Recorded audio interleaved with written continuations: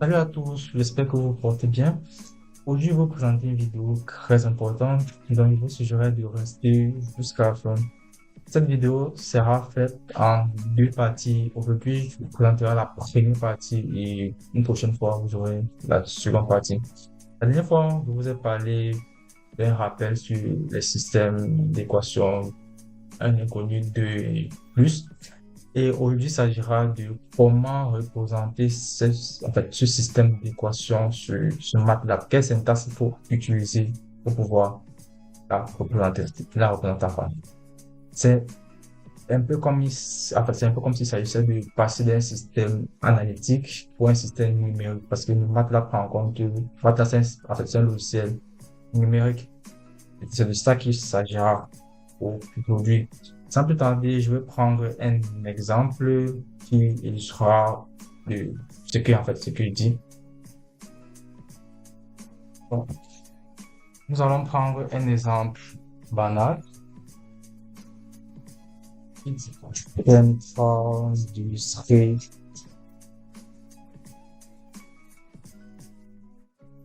pour montrer, en fait, même pas d'illustrer, montrer les différentes étapes qu'il faut faire pour pouvoir numériser un système d'équations.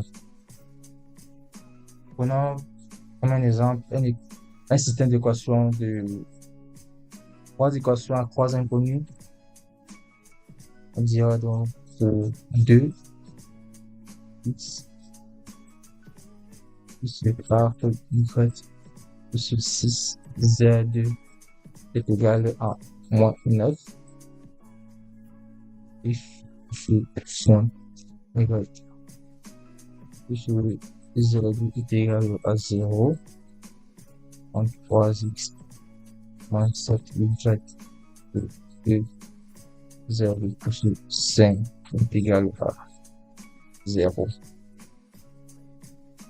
Ça, là, je nommerai ligne 1, seconde ligne et ma troisième.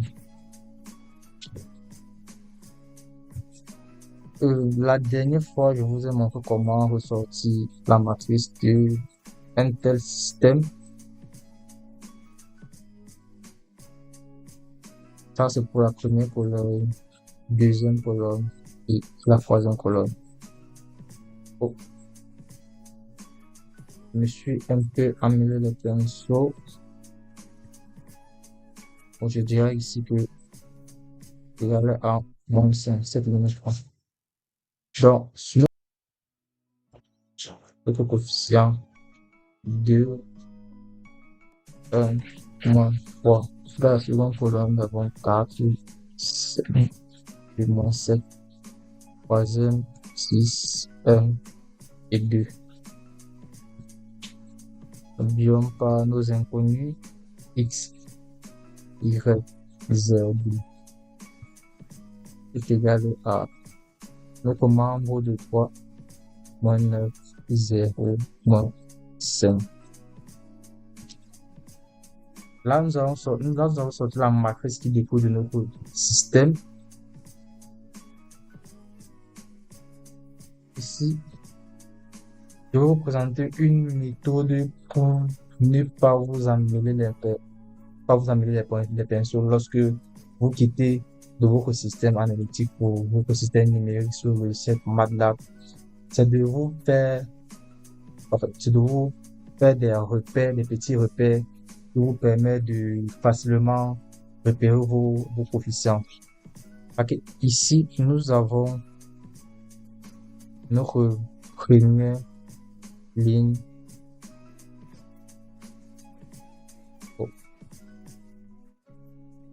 C'est ça. Nous avons 3. Ça, ce sont les coefficients de notre première ligne. Dans ce premier coefficient, celui-là c'est le deuxième, celui-là c'est le troisième. Maintenant, sur notre colonne, nous avons 3 colonnes. Ça, c'est notre première colonne, deuxième et troisième. Vous voyez donc que ici, le coefficient 2 de notre système d'équation a pour repère 1, 1, Pareil pour notre coefficient 4 A pour refaire. Il est sur la première ligne, deuxième colonne, repère 1, 2, pareil pour 6, 1, 3. Pareil pour chaque membre, chaque coefficient de la matrice de deuxième ligne, première colonne. Cela va vraiment nous aider pour pouvoir représenter nos différents coefficients du MATLAB. Maintenant, la première étape, lorsque vous êtes sur le logiciel MATLAB, c'est d'abord de déclarer votre matrice. Et pour déclarer votre matrice, il y a différentes manières de le faire. Vous pouvez juste écrire cette matrice comme cela sur MATLAB, c'est possible. Mais je vous suggérerais de prendre une autre méthode parce que avec celui-ci, si vous avez peut-être, disons, 20 équations, ce sera vraiment pénible de représenter tous les différents coefficients sur MATLAB. C'est pour ça que je vous suggérerais la méthode que j'utilise pratiquement tout le temps. Il y a d'autres méthodes, vous pouvez les rechercher autant pour moi. Bon, en ce qui concerne ma méthode, première étape, c'est d'abord de déclarer notre matrice. Là, nous sommes déjà sur le logiciel MATLAB. Et même pourcentage. J'espère que vous comprenez ce qu'est la syntaxe pourcentage parce que si vous ne la comprenez pas, vous pouvez laisser moi une équation. Pour ceux qui ont déjà eu à l'utiliser, vous pouvez aussi le dire en commentaire. Donc, je dirais donc pourcentage déclaration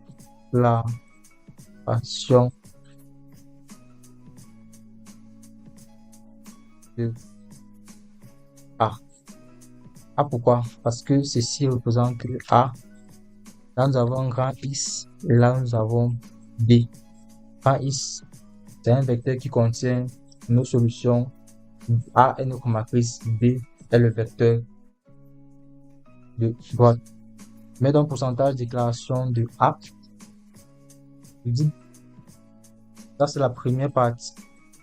Première étape, disons donc N est égal à 3. N est égal à 3. 3 signifie la dimension de notre matrice. Nous avons une matrice de 3 lignes, 3 colonnes. Elle est de dimension 3, matrice carrée, il ne faut pas l'oublier. Je dis maintenant A grand A matrice est égal à 0 de N. Ça, c'est la déclaration de ma matrice. J'ai mis 0 parce que je voudrais que dans ma matrice, il n'y a que des zéros sur les lignes et les colonnes. Et je vais la remplir au fur et à mesure. Donc, le remplissage de notre matrice est la seconde étape. Et cela se fait en fonction des différentes lignes. Je commencerai d'abord par la ligne 1. Je dirais donc pourcentage ligne 1. A qui prend la matrice 1, 1 est égal à 2.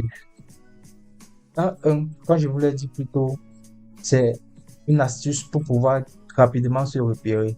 J'ai déjà fait mes différents couples, donc je n'ai qu'à mettre ces différents couples sur le logiciel MATLAB pour pouvoir ancrer les coefficients. Point de coordonnées, si on peut le prendre comme ça. 1, 1, nous avons le coefficient 2. C'est comme ça que je vais le faire pour mes différentes lignes. A, 2, 1, 2. Nous sommes toujours sur la première ligne. Tout est égal à 4, point virgule. A, 2, 1, 3 est égal à 6. Là, nous avons fini avec notre première ligne. On passe sur la seconde ligne. Ligne 2. Comme toujours, A, 2. Seconde ligne, nous avons 2, 1 est égal à 1, point virgule, A, 2, 2, 2 égale à 5, A, 2, 2, 3 est égal à 1. Là, c'était la seconde ligne. Et nous finissons par la dernière. Non, A, 2, 3, 1 égale à 3. Si je ne me trompe pas, A, 2, 3, 2 égale à moins 7. Et A, 2, 3, 3 est égal à 2.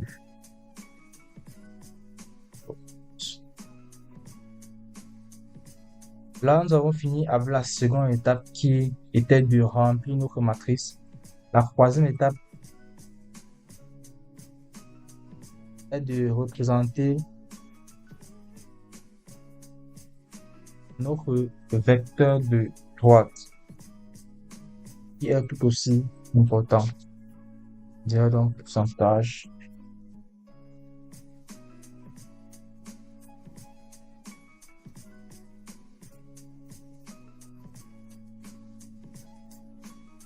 De droite.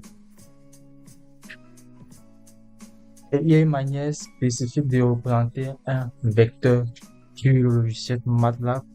Nous disons donc B qui est notre variable dans laquelle le vecteur sera attribué. Pour représenter un vecteur, on commence toujours par les crochets. Point virgule pour l'espacement des coefficients 0. Bon, 5.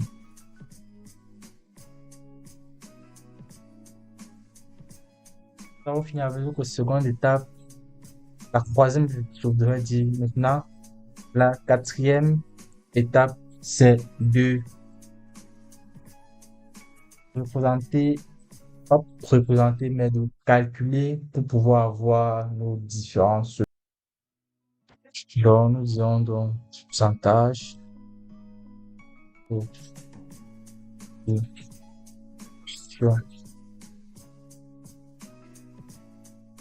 Nous avons vu que de manière analytique, nous avons AX est égal à B, donc X est égal à B, A. De manière analytique, c'est comme ça que c'est comme ça que c'est bon pour pouvoir écrire égal à B, A, moins 1. Le MATLAB, elle, est un peu différente. Nous aurons donc notre grand X est égal à plutôt A sur B. La barre de division, elle est inversée sur le logiciel MATLAB. Et la dernière étape, c'est la visualisation des différentes solutions.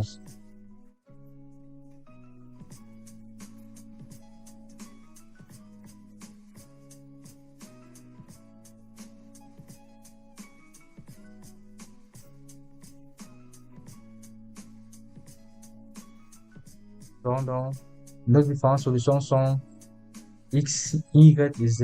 Il a noté que cela est petit x. Il ne faut pas confondre petit x et grand x parce que MATLAB fait attention à la casse. Donc, petit x sera égal à grand x de 1, virgule y égal à grand x de 2,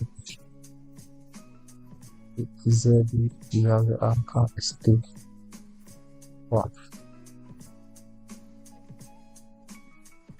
Bon, cela est la résolution d'un système d'équation du logiciel MATLAB.